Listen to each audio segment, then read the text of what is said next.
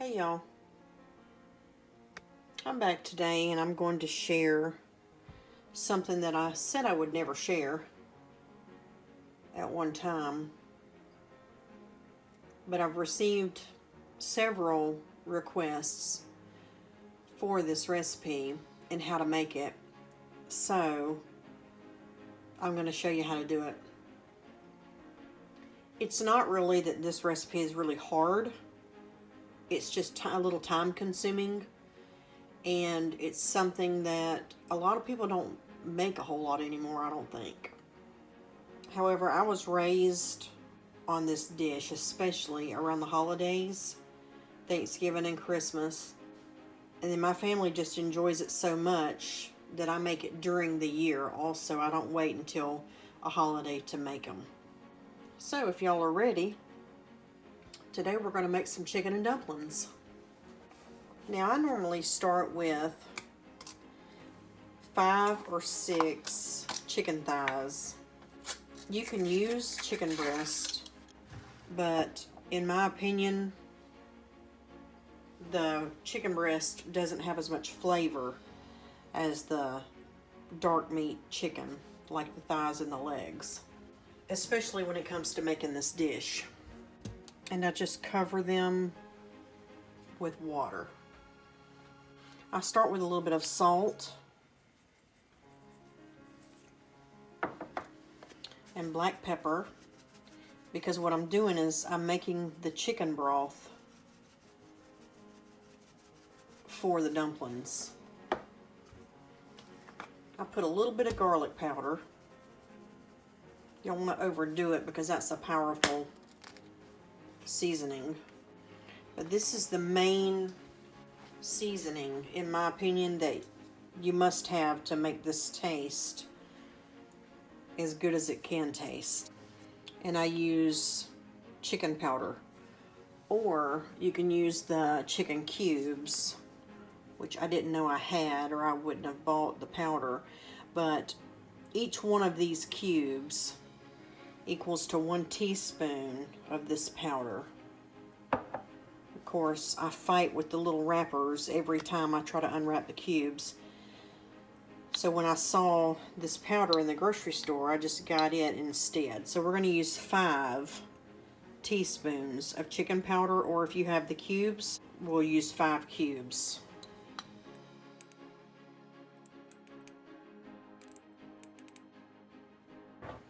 To me, this gives it a very good, I hate to use the word chickeny, but a very good chickeny flavor.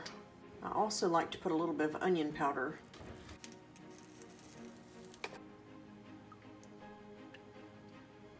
This is not going to be a short video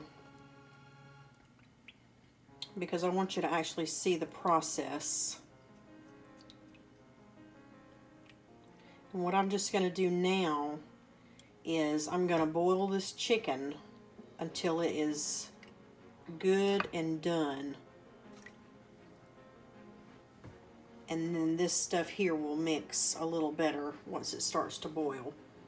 And then once the chicken is finished, we'll take it off the bone.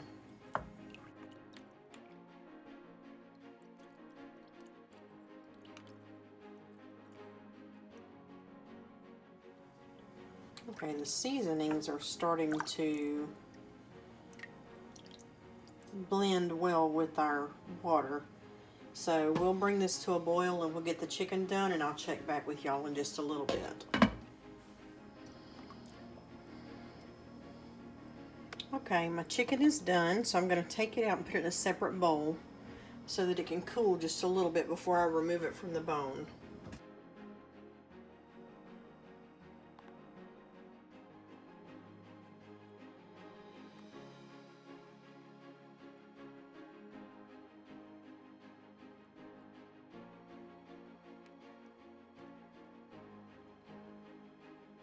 Now I like to add 2 tablespoons of butter to the broth.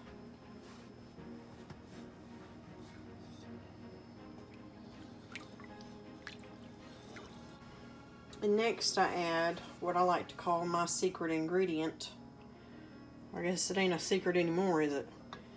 But I add 1 can of cream of celery soup.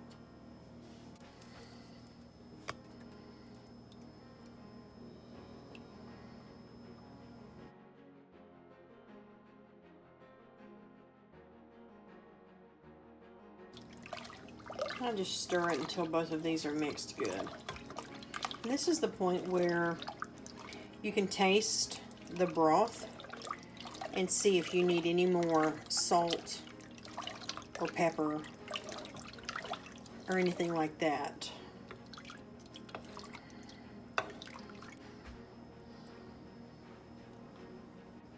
Perfect. So we'll just put a lid on this and let it sit until we're ready to put our chicken back in. Okay, I'm going to take the chicken off the bone. And what I like to do is just use a couple foam plates.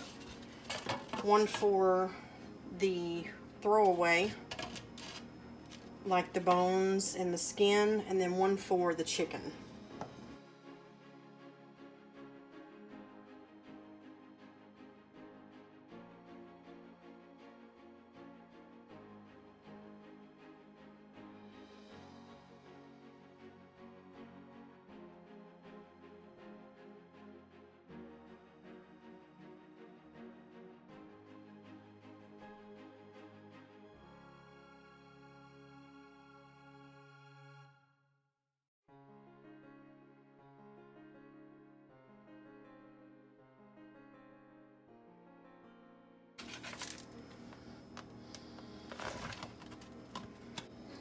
Okay, on the pieces that are really big, I like to shred them up a little bit smaller, just to make the chicken spread around a little more.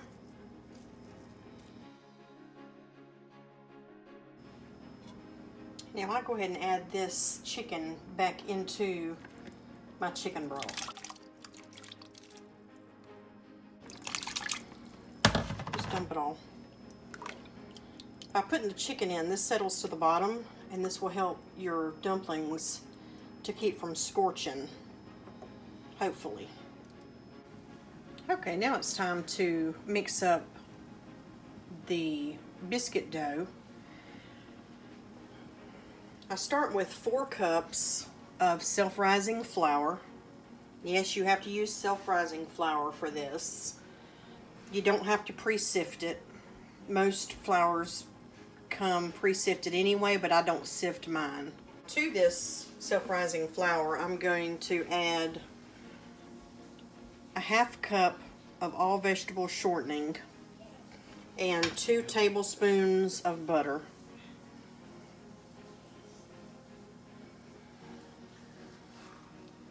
And we don't melt this, we're just going to dump it in like this. I'm going to take my pastry cutter and cut this shortening and butter into the flour.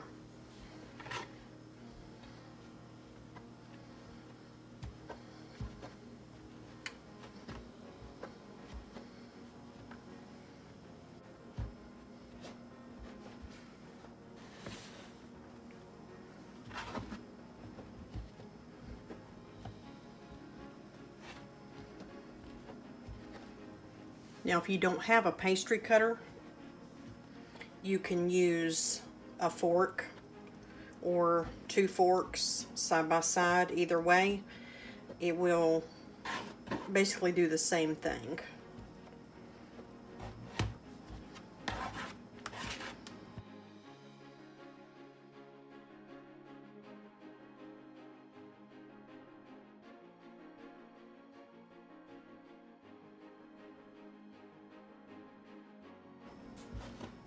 And you just want to keep cutting it in until your flour becomes crumbly.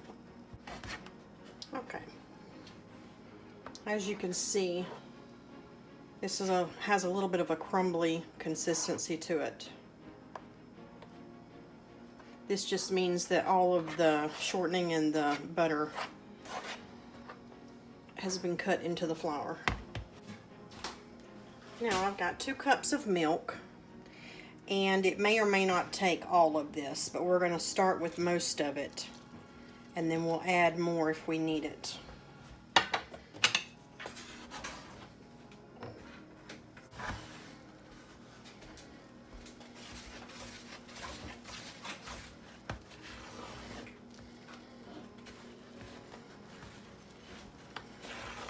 All right, it looks dry, so I'm going to go ahead and add the rest of this milk, because we don't want it soupy, but we don't want it dry either.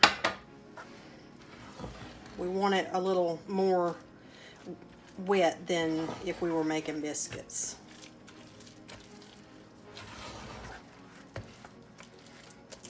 I've never actually measured the milk. I just pour it in, but for this video I wanted to make sure to give y'all something to go by, some type of measurement.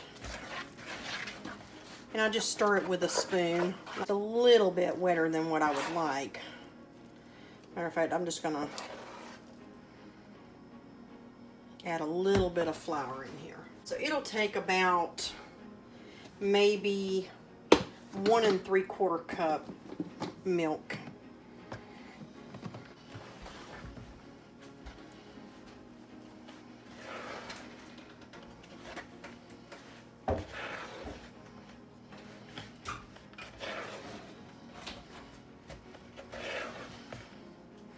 There.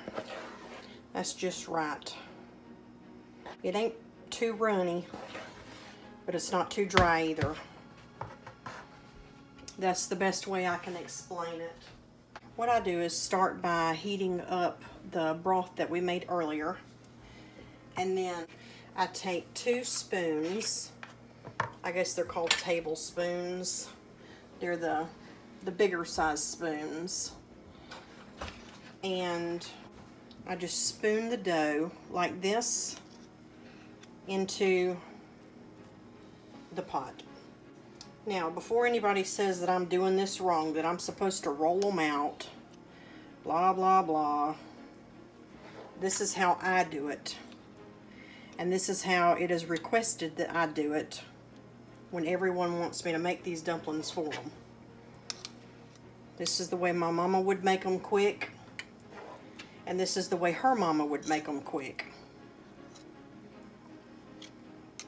Sometimes when you're in a time pinch and you got other things going on, you don't have time to roll them out. However, if you want to roll them out and cut them,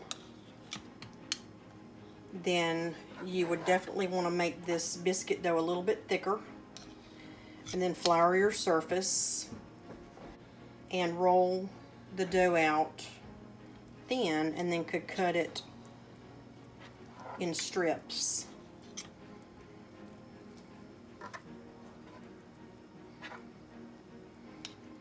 And if you have an extra one just hanging on or falls, that's fine too.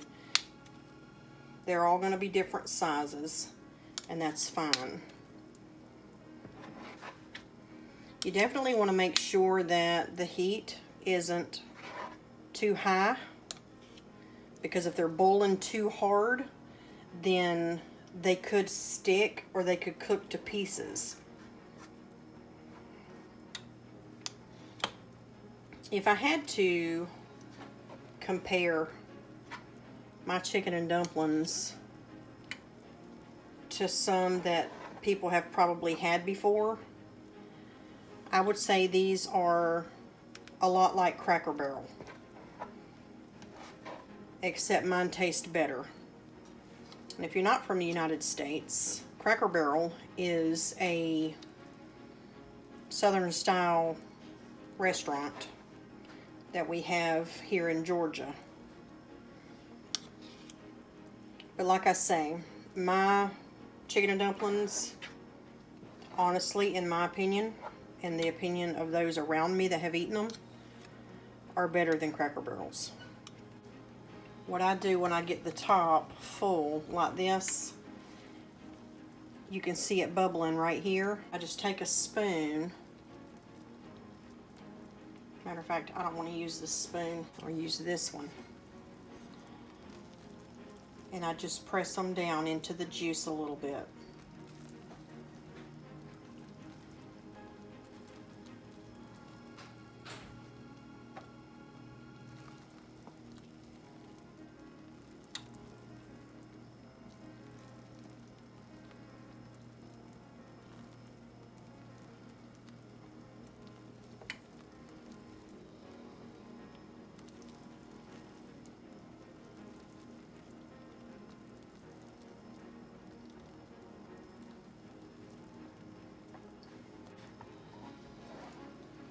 Alright, now that I've let these cook for just a moment, I'm going to start adding some more in.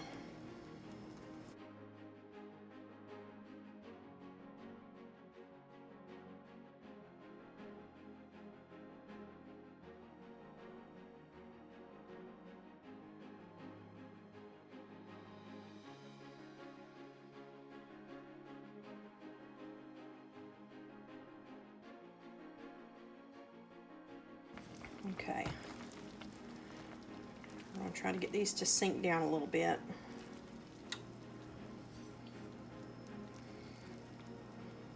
And I'm just going to keep doing the same thing until I use up all of the dough out of my bowl.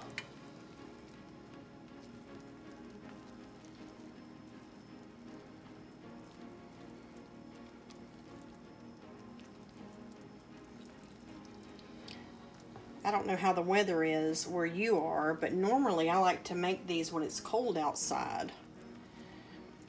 But today, even though it is January, mid-January, it is 77 degrees outside today, which is crazy. Because 2 days ago, it was 35 degrees in the morning.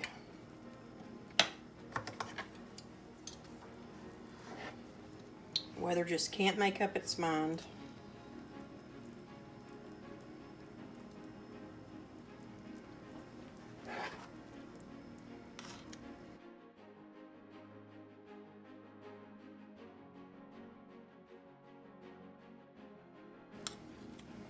I have some very good supporters, and I want to thank y'all for hanging in there and watching this and watching all of my videos, and to those of you who share my videos and click that like button.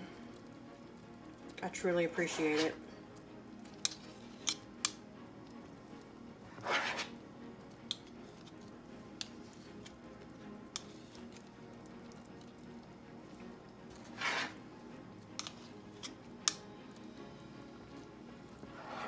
It could be a little bit intimidating making something like this, but you have to start somewhere.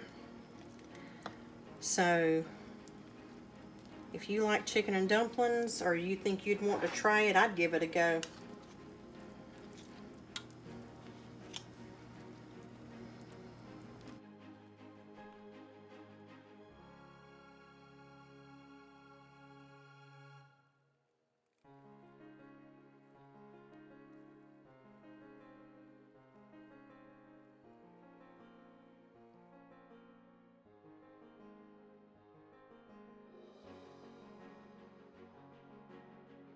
Okay, I've got all of the dough in there.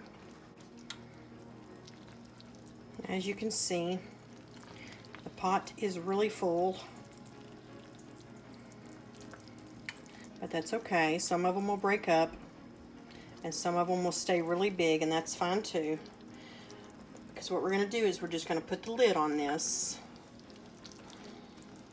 and we're going to let these dumplings cook until the dough is done. We're going to turn them on real low and just leave them like this for about 10 minutes. I stirred these just a few minutes ago, and they've been slowly simmering for about 10 minutes.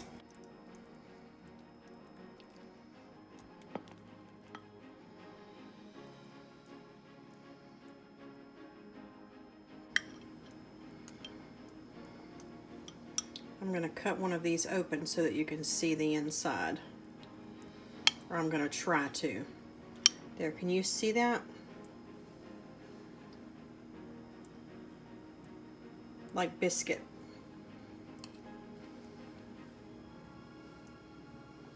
Like little tiny biscuits in the juice.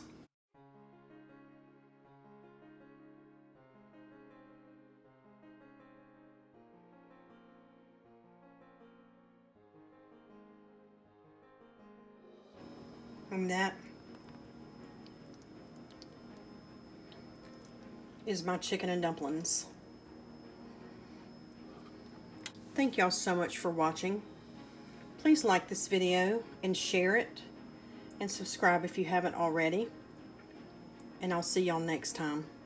Enjoy.